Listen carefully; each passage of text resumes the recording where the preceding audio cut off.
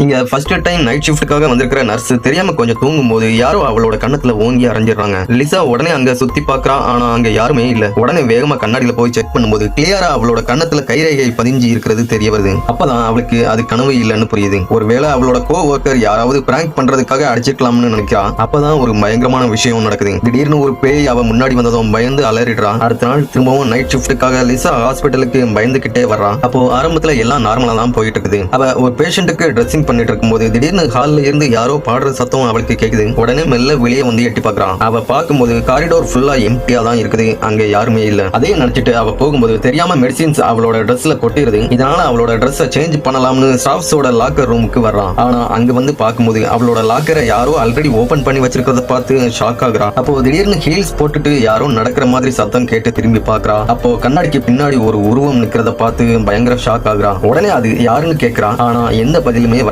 உடனே வேகமா வெளியே வந்து பாக்குறா. ஆனா அங்க யாருமே இல்ல. திரும்பவும் அவ ட்ரெஸ் சேஞ்ச் பண்ணிட்டு இருக்கும்போது அதே காலடி சத்தம் கேக்குது. பயந்து போன லிசா உடனே அந்த லாக்கருக்கு பின்னாடி மறைஞ்சு நின்னு எட்டி பாக்குறா. அப்போ நர்ஸ் யூனிஃபார்ம் போட்டிருந்த ஒரு உருவத்தை மிரருக்கு பின்னாடி பாக்குறா. ஆனா அது நடந்து வர்றத பார்த்தா உயிரோட இருக்கிற மனுஷன் நடந்து வர்றது மாதிரி இல்ல. ஒரு செத்த பிணம் எழும்பி நடந்து வர்றது மாதிரி இருக்குது. அப்போ அந்த உருவம் அப்படியே அவகிட்ட அந்த லாக்கர் ரூமுக்கு வர்றத பாக்குறா. பார்த்தா அந்த உருவம் கொஞ்ச நேரத்துல காத்துல அப்படியே மறைஞ்சு போயிருது. ஆனா லிசாவுக்கு சின்ன வயசுல இருந்தே பேய் மேல நம்பிக்கை இருந்திருக்காது. இது யாரோ சும்மா அவளை பயமுறுத்துறதுக்காகத்தான் இப்படியெல்லாம் பண்றாங்கன்னு நினைச்சிட்டு திரும்பவும் அவளோட ஒர்க்கை பார்க்க போயிடுறான். அப்படியே ஒரு பேஷண்ட்டுக்கு பெயின் கில்லர் இன்ஜெக்ஷனை போட போறான். ஆனா அந்த பேஷண்ட் கொஞ்ச நேரத்துக்கு முன்னாடி தான் கருப்பு போர்வை போட்டிருந்த ஒரு நர்ஸ் வந்து ஏற்கனவே இன்ஜெக்ஷன் போட்டுட்டு போயிட்டாங்கன்னு சொல்றாரு. லிசா அதை கேட்டு வேகமா போய் மெடிக்கல் ரெக்கார்ட்ஸை செக் பண்ணும்போது அதுல யாருக்குமே தெரியாத ஒரு புது நபரோட சைன் இருக்கிறத பார்த்து ஷாக் ஆகுறான். அவளோட ட்ரேல இருந்த பெயின் கில்லர் மெடிசனும் காணாம போயிருக்குது. மத்த நர்ஸ் தான் யாரோ விளையாடுறாங்கன்னு நினைச்சு பொறுமையை இழந்து நேர்ல கேட்கலாம்னு போறான். அப்போ அவ கூட ஒர்க் பண்ற இன்னொரு நர்ஸ் வார்டோட சாவி எப்பவும் உன்கிட்ட மட்டும் தானே இருக்கும், அப்புறம் என்ன பிரச்சனைன்னு கேட்கறான். இதனால கன்ஃபியூஸ் ஆன லிசா திரும்பவும் அவளோட வார்டுக்கே வர்றான். அப்படி அவ வரும்போது திடீர்னு அங்க இருந்த லைட்ஸ் எல்லாம் பிளிங்க் ஆக ஆரம்பிக்குது. அப்போ அதே காலடி சத்தமும் அதே பாட்டும் திரும்பவும் கேட்க ஆரம்பிக்குது. அப்போ